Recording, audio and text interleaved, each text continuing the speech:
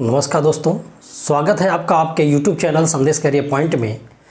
जैसा कि हम लोग क्या पिछले वीडियो में साधारण ब्याज के प्रश्नों को हमने देखा था, उन साधारण ब्याज में मैंने आज लास्ट पार्ट उसका है किस्तों पर आधारित प्रश्नों का हम लोग आज जिक्र करेंगे। ठीक है, उससे पहले हम लोग वीडियो स्टार्ट करने से पहले मैं आपसे एक आग्रह करता हूँ कि आप यदि इस चैनल पर नए आए हों तो आप क्या करिएगा, चैनल को सब्सक्राइब करिए, साथ में बेल आइकन प्रेस करिए, जिससे कि हमारे जितने भी वीडियो हैं उसके नोटिफिकेशन आपको मिलता रहे। ठीक, तो आज हम लोग बेहद इंपॉर्टेंट टॉपिक की चर्चा करेंगे। वो आपका चर्चा भाई इसमें आपका जैसे कोई भी आप इन्वेस्टमेंट कहीं कर रहे हैं या किसी से आप उधार और लोनिंग वगैरह कहीं किए हैं, साधारण ब्याज के हिसाब से किए हैं, तो आप हर महीने में आपकी वार्षिक किस्त कितना होगी, मासिक किस्त कितनी होगी, इन टाइप के क्वेश्चनों का हम लोग आज जिक्र करेंगे। ठीक है ना, तो आइए देखते हैं हम लोग। उससे पहले मैं एक छोटा सा क्वेश्चन मेरा रह गया था गुना वाले में, उसको एक क्वेश्चन देखने के बाद हम लोग किस्तों पर आधारित प्रश्नों को करेंगे। ठीक, और एक बात और आपसे लेकर कहना है कि जो भी है आपको वीडियो पूरा देखने की कोशिश करिए। ठीक है, तभी आपको फ़ायदा होगा। कारण क्या है कि भाई यदि आप वीडियो पूरा नहीं देखेंगे तो बहुत सारे क्वेश्चन आपको नहीं समझ में आएगा। ठीक, एक चीज़ दिमाग पर रख लीजिए, हो सकता है कि आज आप लोगों का मन नहीं लग रहा हो पढ़ने में, क्योंकि भाई सामने वैकेंसी कुछ नहीं दिखाई दे रही है, इसलिए आपको लग रहा होगा कि यार पढ़ के क्या करेंगे। नहीं, ये आपकी भूल है। क्यों? क्योंकि भाई यदि मैं देखा कि भाई करोड़ों लोग फॉर्म भर देते हैं, ठीक है, एक वैकेंसी के लिए करोड़ों लोग फॉर्म भर देते हैं। यदि मान लेते हैं उन करोड़ों लोगों में यदि आपके क्या होगा, 2-4 लाख लोग बहुत सीरियस पढ़ाई कर रहे होंगे और आज आप पढ़ाई नहीं करेंगे तो कल आप क्या करें, 2-4 लाख लोगों से क्या होंगे, पीछे रहेंगे। दूसरी चीज़, एक बात और भी आपसे कहना है, आप ये दिमाग में मत रखिए कि नहीं यहाँ लॉकडाउन खुल जाएगी। हालांकि लॉकडाउन तो खुली गई है, हमारा क्या होगा, कोचिंग वगैरह खोलती है आज तब जाकर के हम लोग पढ़ाई करें, तो ये आपकी बेवकूफ़ी होगी। क्यों? क्योंकि मान लेते हैं कि आप पढ़ाई करना चालू नहीं किए और आपके साथ ही यदि मान लेते हैं दोस्त की बात कर लेते हैं और आपका दोस्त रेगुलर पढ़ रहा है और आप कह रहे हैं कि अभी इस समय पढ़ाई नहीं करेंगे, तो मान लेते हैं कि वैकेंसी नहीं आई है, ठीक है, दोस्त अपना मेहनत कर रहा है, कल को आपका क्या 2 महीने के बाद वैकेंसी यदि आती है तो आप स्टार्ट करेंगे और ये बंदा क्या करे, 2 महीना प्लस आपसे रहेगा तैयारी में। ठीक है, तो कहीं ना कहीं आपको क्या होगा, फायदा तो ये 2 महीना पहले वाले का ले लेगा ना। बात समझे कि नहीं? तो आप एक काम करिए कि आपको इतना मेहनत कर लेना, इसी लॉकडाउन में आपको इतना मेहनत कर लेना है कि जिससे कि जब कोचिंग इंस्टीट्यूट या कुछ खोलते हैं तो उस समय अपने आप को एक परफेक्ट अथवा स्टूडेंट की तरफ समझ में आए कि भाई परफेक्ट तैयारी समझ में आने लग चाहिए।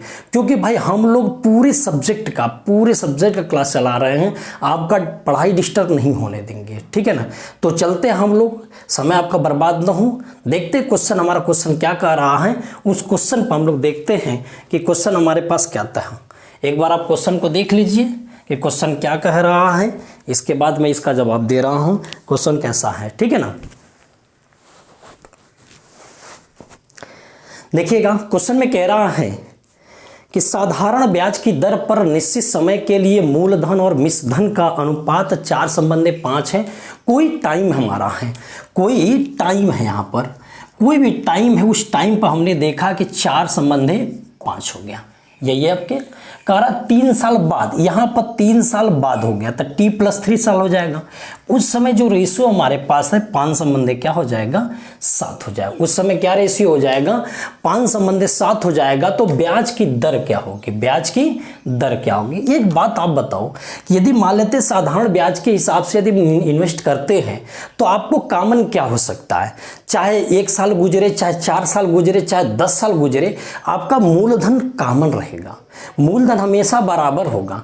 जो आप हमसे उधार लिया, किसी से उधार लिए, तो पैसा तो हमेशा वही रहेगा ना। तो उधार ली गई धनराशि सेम होनी चाहिए।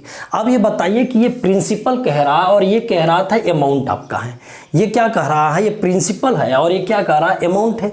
तो कह रहा है कि प्रिंसिपल तो हमारा सेम होगा कि नहीं भाई, जो उधार ली गई धनराशि वो समान होगा कि नहीं। अब ये बताइए 4 है, ये 5 है, कहाँ बराबर है? तो कहीं ना कहीं इसमें हम लोग किसका गुणा कर दे, यदि मैं इसमें 5 का गुणा कर लूँ और इसमें मैं 4 का गुणा कर लूँ, तो जब इसमें मैं 5 का 4 का गुणा करूंगा तो यहाँ पे भी तो मुझे क्या करेगा, 5 का गुणा और 4 का गुणा करना पड़ेगा ना भाई।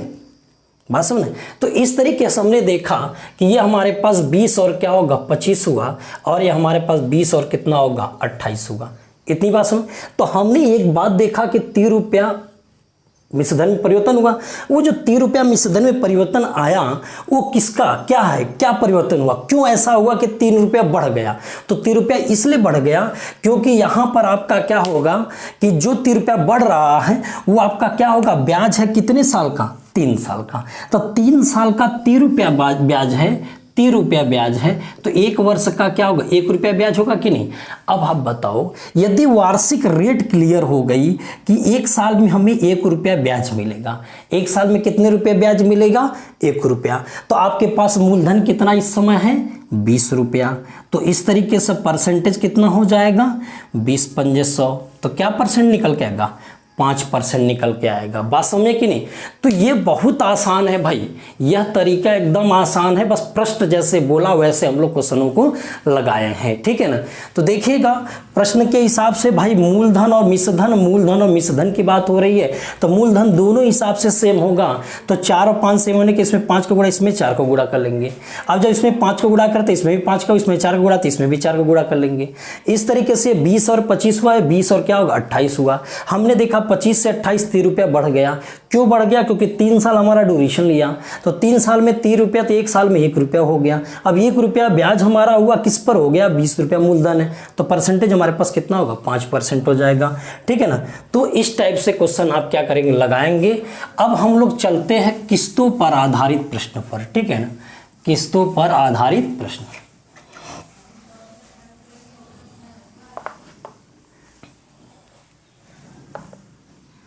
देखिए किस्तों पर आधारित प्रश्न में अगला है किस्तों पर आधारित में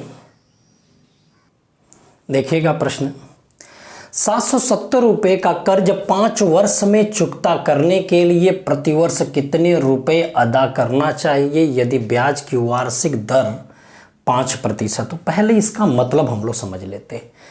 जो साधारण ब्याज और चक्रवृद्धि ब्याज का जो किस्त बनता है, तो साधारण ब्याज में ये जो पैसा दिया रहता है ना, ये जो पैसा दिया रहता है ये आपका अमाउंट होता है। ये जो पैसा दिया रहता है वो आपका क्या होता है अमाउंट होता है। बात समझे ना, जो पैसा यहाँ पर दिया है वो आपका क्या कहलाएगा अमाउंट ही कहलाएगा, ठीक है ना। अब आप ये बताइए यदि ये अमाउंट की यदि बात हो रही है, क्योंकि बात क्वेश्चन में यही कहा कि 770 रुपये का कर्ज हमें 5 सालों में चुकता करना है, ठीक है। तो एक और बात यहाँ पर समझिएगा कि जो साधारण ब्याज में आपका आता है किस्त में, तो उसमें ये जो आपका क्या होगा कि जो धन होगा, ठीक है, धन को बराबर भागों में बांटा जाता है।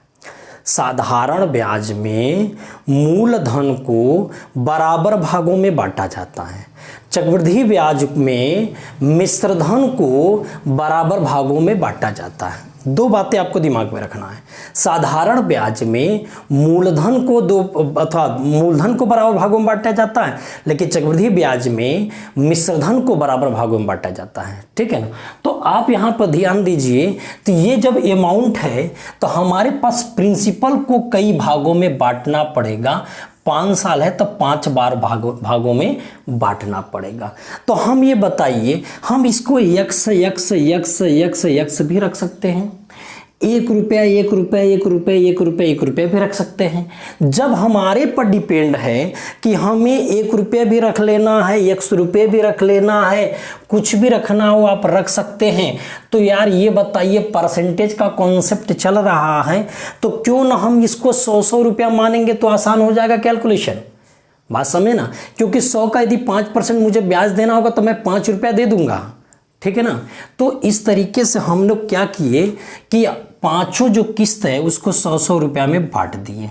कितने में बांटे हम लोग 100 रुपया में बांट लिए, 100 रुपया में बांट लिए। इतनी बात समझ। यदि हम किस्त था 5 किस्तों में देना है तो मूलधन को हम लोग सब 100 रुपये में बांटे, तो इस तरीके से हमारे पास टोटल मूलधन कितना हो जाएगा 500 हो जाएगा कि नहीं, ये बताइए।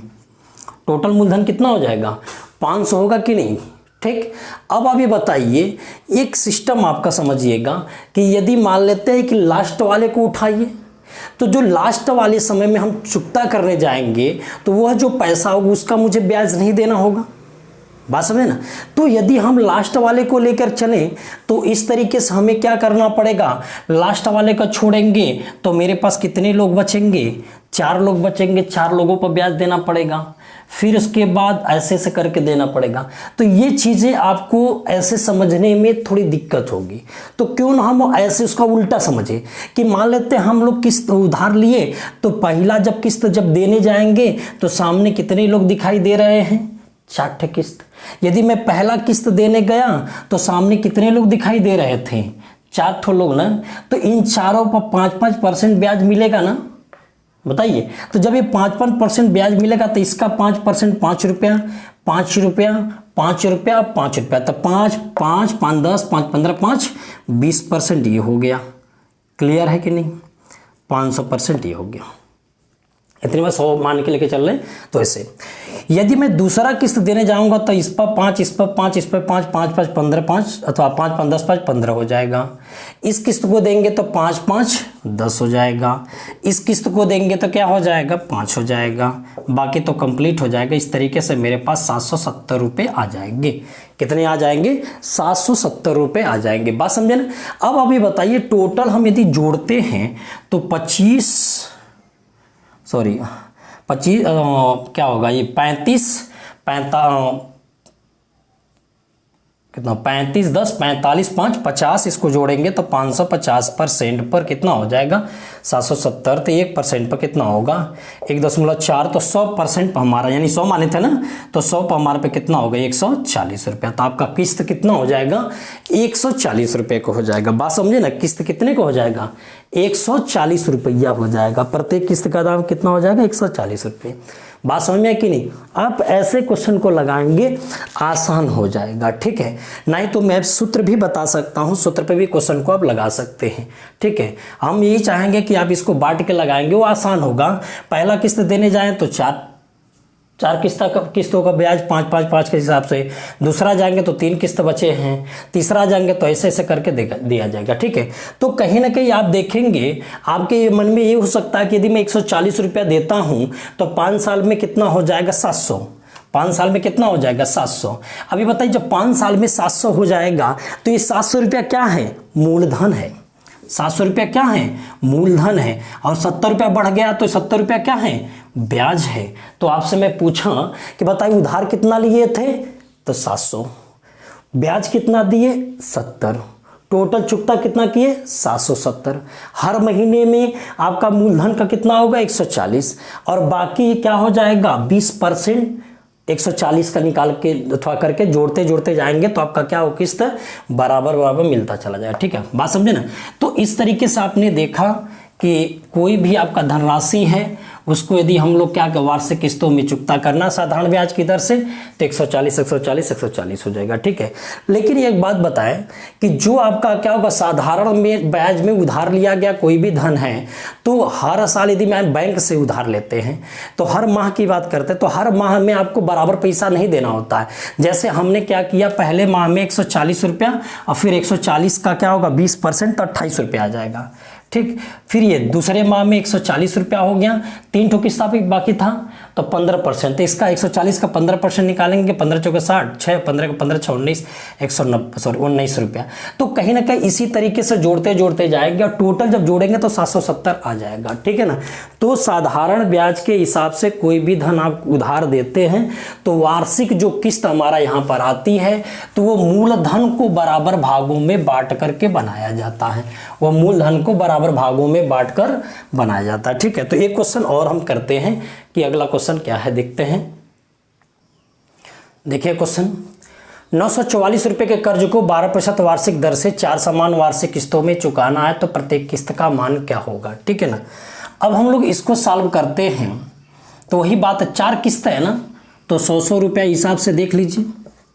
अब इसको शॉर्टकट बनाना चाहे तो 400 लिख देंगे, 400 हो जाएगा, क्लियर है।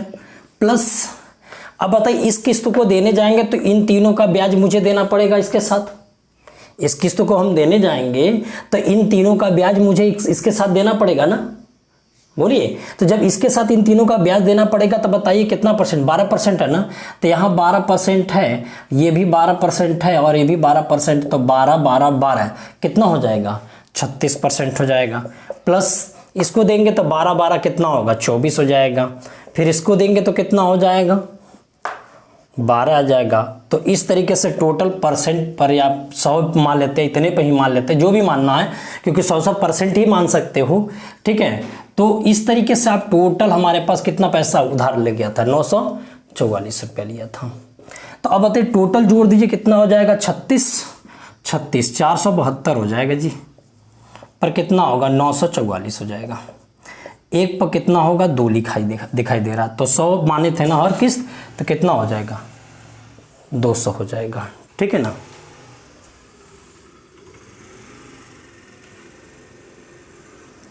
ठीक है ना, 200 हो जाएगा। तो इस तरीके से आपका क्या होगा, बात समझ में आ रही है ना, एकदम आसान है, बहुत ज़्यादा लफड़ा नहीं है, दिमाग पे ज़्यादा प्रेशर में नहीं लेना है, एकदम सिंपल तरीके से इसको लगाते जाएंगे, एकदम आसान है, ठीक है ना। आगे बढ़ते हैं हम लोग अगले क्वेश्चन की तरफ। एक और क्वेश्चन करते हैं इस टाइप के, देखिएगा एक और क्वेश्चन।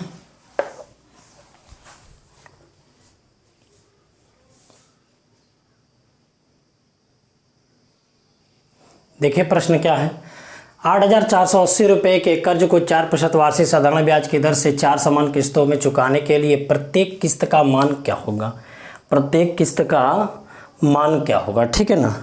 आइए देखिएगा यहाँ सोल्यूशन में वही बात यहाँ पर भी है, 4 समान किस्तों में है तो 100 रुपया मान लेते हो, तो कितना हो जाएगा जी, ये कितना हो जाएगा, ये आपका मूलधन कितना हो जाएगा, ये 400 हो जाएगा प्लस, ठीक। अब बताइए इसको छोड़ करके इन तीनों को ब्याज देना पड़ेगा, क्योंकि जब भी मैं इसको चुकता करने जाऊंगा तो मैं आगे के 3 किस्तों का मुझे क्या करना पड़ेगा, ब्याज देना पड़ेगा। तो हर किस्त का दाम कितना परसेंट 4% है, तो 4 4 4 मिला के कितना होगा 12 हो जाएगा। इसको देने जाएंगे तो 4 और 4 मिला के देखिए 100 का 4%, 100 का 4% कितना 4 4 8 हो जाएगा। फिर इसको देने जाएंगे तो 4 हो जाएगा। तो इस तरीके से 848 हुआ, 0 हो गया, ठीक है। तो टोटल जोड़ेंगे तो 424 पर 8,480, तो एक पर कितना हो जाएगा 2 20, ठीक है ना। तो 100 पर हमारे पास कितना हो जाएगा 2000 हो जाएगा। देख रहे हैं एकदम आसानी तरीके से लगा ले रहे हैं, ठीक है ना। इसमें दिमाग लगाने की जरूरत नहीं है, सूत्र भी है, सूत्र हम नहीं बताएं, ठीक है ना, क्योंकि सूत्र से कोई मतलब, कोई कॉन्सेप्ट क्लियर रहेगा तो आसानी से लगा लेंगे, सूत्र आपका काम नहीं कर पाएगा, ठीक है ना। हर क्वेश्चनों के लिए सूत्र काम नहीं कर पाएगा। तो आप कॉन्सेप्ट को देखिए, कॉन्सेप्ट क्या कह रहा, उसी के आधार पर आप क्वेश्चनों को क्या करें लगाइए, ठीक है ना। चलिए आगे बढ़ते हैं एक और प्रश्न की तरफ। देखिएगा अगला एक और प्रश्न, आज हम लोग साधारण ब्याज कंप्लीट कर लेंगे, अगले वीडियो में हम लोग क्या करें चक्रवृद्धि ब्याज के को लेकर आते हैं, ठीक है ना। चलते एक प्रश्न और करते हैं। देखिएगा 800 रुपये वार्षिक किस्त यदि 5 वर्षों तक अदा की जाए और ब्याज की वार्षिक दर 5% प्रतिवर्ष हो तो कितने रुपए कर्ज का भुगतान किया होगा। इसका मतलब आपसे अमाउंट पूछा जा रहा है, आपसे क्या पूछा जा रहा है, अमाउंट पूछा जा रहा है, ठीक है। तो टोटल अमाउंट बताइए कि आप कितना उधार लिए थे, ठीक है, सॉरी उधार नहीं, कितना आपने चुकता किया। तो आपको ये पता है कि ये जो धन होता है वो अमाउंट का बंटवारा होता है, अमाउंट को 5 साल तक ले बांटा गया होगा 800 800, यानी 4000 रुपये आपने कर्ज लिया था।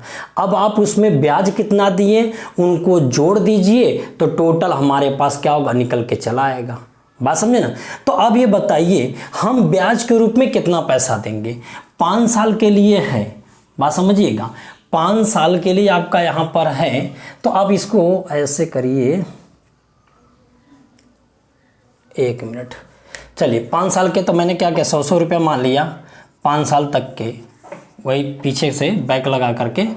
तो आप क्या हो जाएगा, ये 500 प्लस 5 5 10 पर 15 5 20, फिर 15, फिर 10, फिर 5। तो इस तरीके से आपने देखा कि 550 रुपये आपको टोटल अमाउंट के रूप में देना होगा, चुकता करना होगा, कितना 550। लेकिन हम हर किस्त को कितना माने थे 800 माने थे, यानी 100 पर कितना हो गया 800, तो 1 पर कितना हो गया 8 हो गया। तो 550 पर कितना हो जाएगा, 8 का गुणा कर लेंगे, 0 8 पंजे 40, 8 पंजे 40, 4 कितना होगा 44, 400 आपका टोटल हो जाएगा। बात समझे ना, 4400 आपका टोटल हो जाएगा। बात समझ में आई कि नहीं। हमने फिर वही बात पीछे से लगाया कि 100 रुपया मान करके 5 किस्त लिए तो 500 हो गया।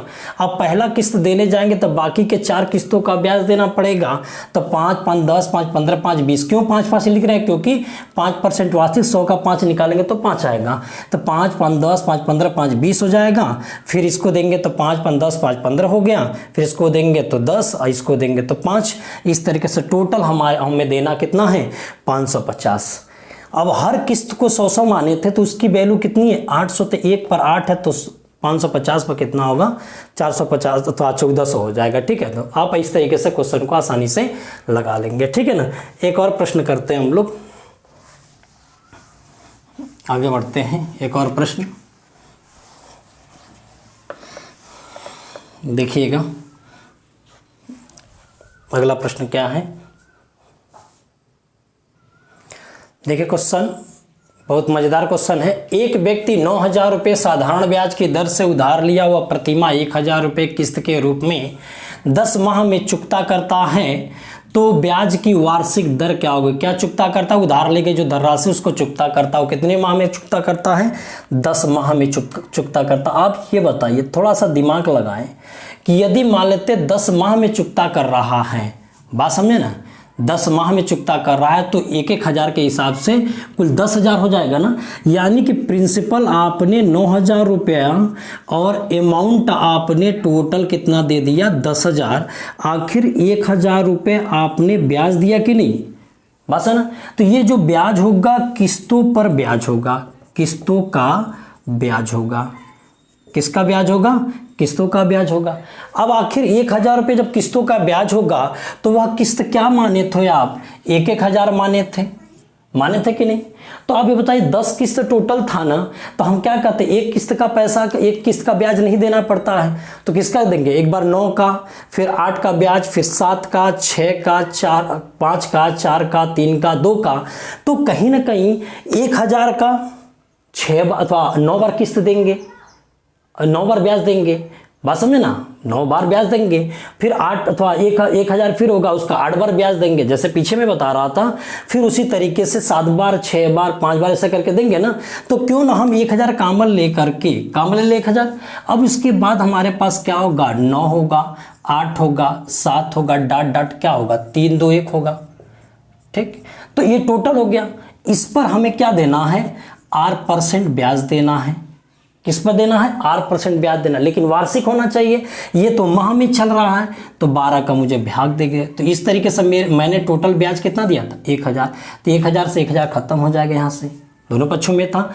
इसको जोड़ेंगे तो कितना हो जाएगा, 9 8 7 इस तरीके से, तो 45 आ जाएगा। क्यों, क्योंकि प्राकृतिक संख्या का योग है, तो प्राकृतिक संख्या के योग में nn+1 बाई क्या होगा, 2 हो जाता है। बात समझे ना। तो 9 1 10 बटे 2 करेंगे तो 5 9 45 हो जाएगा। ठीक है, तो इस तरीके से आपका टोटल योग 45 आ जाएगा। बात समझे ना। तो अब ये बताइए 45 गुणे R बटे 1200 हो गया। क्यों, बराबर कितने को होगा, 1 के, तो R बराबर कितने को, भेज दीजिए उधर। 1200 बटे क्या होगा, 45। 15 बटे 120 होगा, 15 × 45। इस तरीके से 3 दूनी 6 हो जाएगा, बचेगा तो 3 × 18, बच जाएगा कितना, 2। 26 सही 2 बटा क्या होगा, 3% वार्षिक हो जाएगा। 26 सही 2 बटा 3% वार्षिक हो जाएगा। बात समझे ना, 26 सही 2 बटे 3% वार्षिक हो जाएगा। यह बात समझ में आई कि नहीं। यदि इस टाइप के प्रश्न आते हैं तो हम लोग को टोटल किस्त जो भी रहेगा वो किस्त कितना बन रहा था और कितना आपने ब्याज दिया, वो किस्त का कितना है, 10 बार है तो 9 8 7 5 इस तरीके से 4 बार है, 3 2 1 करते 5 बार है, तो 4 3 2 1 करते हैं 10 अथवा 15 बार है, तो क्या एक छोड़ करके 14 13 12 ऐसे करके जोड़ते हुए जा करके टोटल उसका R% ब्याज बराबर इतने के 100 पर। ठीक है ना, बात समझ में आया कि नहीं। एक और प्रश्न होगा जो आपका क्या होगा, इस वीडियो का लास्ट प्रश्न हमारा रहेगा और टॉपिक हमारी क्या होगी, कंप्लीट हो गई है। ठीक है, अब इसके बाद हम लोग क्या करेंगे, चक्रवृद्धि ब्याज पर डिस्कस करेंगे। ठीक है ना, अब आगे देखते हैं आगे का प्रश्न हमारा किस तरीके का प्रश्न हमारा बन रहा है। ठीक है ना, देखिएगा क्वेश्चन में क्या कह रहा है, एक आदमी एक बैंक में 11% वार्षिक की दर से लगातार 3 वर्षों तक समान धनराशि जमा करता है। 3 वर्ष बाद आदमी बैंक से 30,012 रुपये प्राप्त करता है, तब प्रतिवर्ष उसने कितनी राशि जमा की। ठीक है, तो देखिएगा, जो ये कहने का मतलब लगातार 3 वर्षों तक की बात जो हो रही है, तो लगातार 3 वर्ष तक का स्थिति हमारा यही होगा। ठीक, कि आप जैसे मैंने आज साल स्टार्ट हुआ, आज मैं मान लेता हूँ कि आज मेरा क्या था 27 तारीख है, तो आज मैंने 27/20 को जमा किया, तो फिर अगले साल 27/21 को जमा करो, फिर उसके बाद 27 आपका क्या होगा 22 को जमा करो, तो ये 3 साल लगातार। इसके 3 साल के बाद है ना, तो कहीं ना कहीं क्या होगा, एक साल स्टार्ट हुआ उस समय मैंने जमा किया, फिर दूसरा का साल स्टार्ट हुआ उसमें जमा किया, मैं तीसरा का साल स्टार्ट हुआ उसमें जमा किया, लेकिन 3 वर्ष बाद, 3 वर्ष बाद, जब 3 वर्ष बाद यहाँ पर धनराशि हमारा कितना होगा है, वही हमारा देखा गया कि यहाँ पर 30,012 रुपये हुआ है। इसका मतलब ये हमारे पास क्या था, अमाउंट हो गया था। ठीक, यदि मैं इसको कह देता, बताओ 100 रुपया तुम यहाँ जमा किए, 100 रुपये यहाँ जमा किए, 100 रुपये यहाँ जमा किए, तो 300 रुपये तो आप तो ऐसे ही जमा कर लिए थे। बात समझे। अब आप बताओ, इस 100 रुपये का यहाँ से लेके जब यहाँ तक जाएगा, ये जो 100 रुपया हमारा था, अब आप ये बताइए कि जब 100 रुपया यहाँ से लेकर के जाएगा यहाँ तक, तो बताइए एक साल यहाँ गुजरा, एक साल यहाँ गुजरा और एक साल यहाँ गुजरा, तो कुल मिला के 3 साल गुजरा ना। और रेट कितना चल रहा था 11% का, तो यहाँ तो 11 पे 33% तक ब्याज दे देंगे। ठीक, अब यहाँ बताओ, यहाँ से ये वाला पैसा एक साल यहाँ गुजारेगा, एक साल यहाँ गुजारेगा, तो कुल मिला के यहाँ से यहाँ तक इसको 2 साल गुजरेगा, 11% के हिसाब से 22% यहाँ ब्याज दे देंगे, देंगे कि नहीं। अब आप बताओ, यदि इस पैसे को यदि हम जमा किए, तो यहाँ से यहाँ तक जाने में उसको क्या 1 साल गुजरा, तो 11% यहाँ ब्याज मिला कि नहीं, समझिए जरा। यदि मैं इस पैसे को जमा किया तो 3 साल में इस पैसे पर 33% ब्याज मिलेगा। एक साल बाद गुजर जाएगा, तो हमारे पास एक साल मिला के 2 साल हुआ, तो 11 के हिसाब से 22% यहाँ और एक साल यहाँ 11%, कुल मिला के 33, 22, 11 मिला के 66% हुआ कि नहीं, बताइए। तो टोटल ब्याज हमने कितना दिया, 66% दे दिया। और ये बताइए, टोटल 66 यहाँ और 300 यहाँ, कुल मिला के 366 हो जाएगा। पर वैल्यू कितना बताने लगा, 30,012। तो 1% पर हमारा कितना हो जाएगा, 1% पर आपको ये देखना होगा। इसका कैलकुलेशन कहने का ये शायद 15 छक्का 90, 15 नहीं, 12, 23, 33, 15 नहीं, तो करीब करीब आपका कितने में जाएगा, 6 से काट दीजिए। कैलकुलेशन तो सही है,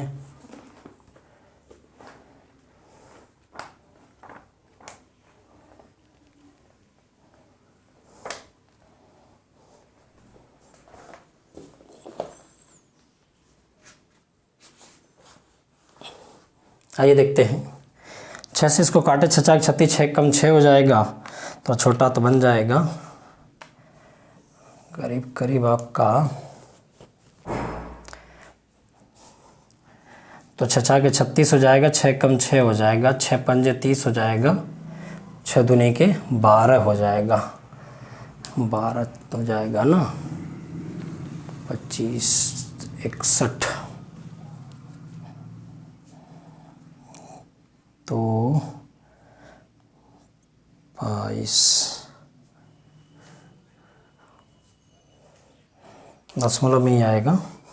चलिए देख लेते हैं, कैलकुलेशन थोड़ा सा भाई दिमाग में नहीं आ पा रहा है। कितनी बार में जाएगा ये, 4 बार में जाएगा, 5 सॉरी यार 6 पंजे सॉरी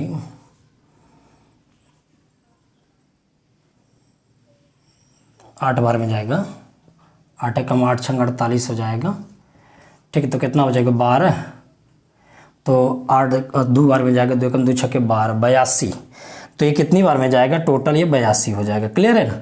तो आप ये देखिएगा ये 82 है, तो आपने क्या माना था, 100 माना था ना, तो 100 पर कितना हो जाएगा, ये 8200 हो जाएगा। सॉरी थोड़ा सा कैलकुलेशन में दिक्कत हुई, तो बात समझ। फिर से समझिए कि साल कब जब स्टार्ट होता है, जब साल स्टार्ट होता है तो उसी समय हम ब्याज पैसा जमा करते हैं ना। तो इस तरीके से हमने ये देखा कि 3 साल तक 100 रुपया हमने जमा किया, तो 300 रुपया तो हमारा मूलधन हो गया, साथ में इन पर ब्याज भी मिला होगा। यदि इस धन को मैं जमा किया था तो यहाँ 11, यहाँ 11 और यहाँ 11 को मिला के 33 यहाँ ब्याज मिलेगा। यदि मैं इस धन को जमा किया तो इस धन पर कितना, 11 और 11 मिला के 22, और इस धन पर हमारा 11, टोटल मिला के 33 मिला कितना होगा, 66। तो 366 पर इतना है, तो 61 भाई, एक मैंने काटा अच्छा से, 61 पे इतना, तो 1 पर 82 होगा, तो 100 पर हमारा क्या होगा, 8200 हो जाएगा। बात समझे ना। तो इस तरीके से हम लोग ये देखें कि आज का जो हम लोग का सेशन था वो किस्तों पर आधारित था। तो इस टाइप का क्वेश्चन आप क्या करेंगे, एग्जाम में आएगा तो लगा लीजिएगा, ठीक है, लगा लेंगे। हम आशा करते हैं कि पूरी बातें आपको समझ में आई भी होगी, ठीक है। तो आज का सेशन हम लोग इतने पे खत्म करते हैं। अगले वीडियो में हम लोग क्या करेंगे, चक्रवृद्धि ब्याज को लेकर आते हैं, ठीक है ना। तो आज का सेशन इतना ही, बस हम यही कहेंगे कि आप घर पर रहिए, सुरक्षित रहिए, और क्या करिए, जम के पढ़िए, जिससे कि आप जब कोचिंग आते हैं या एग्ज़ाम सामने आएगा तो उस समय अपने को परफेक्ट रूप से तैयार करते हुए देखेंगे, ठीक है ना। तो आज का सेशन बस इतने पे खत्म करते। ओके, धन्यवाद।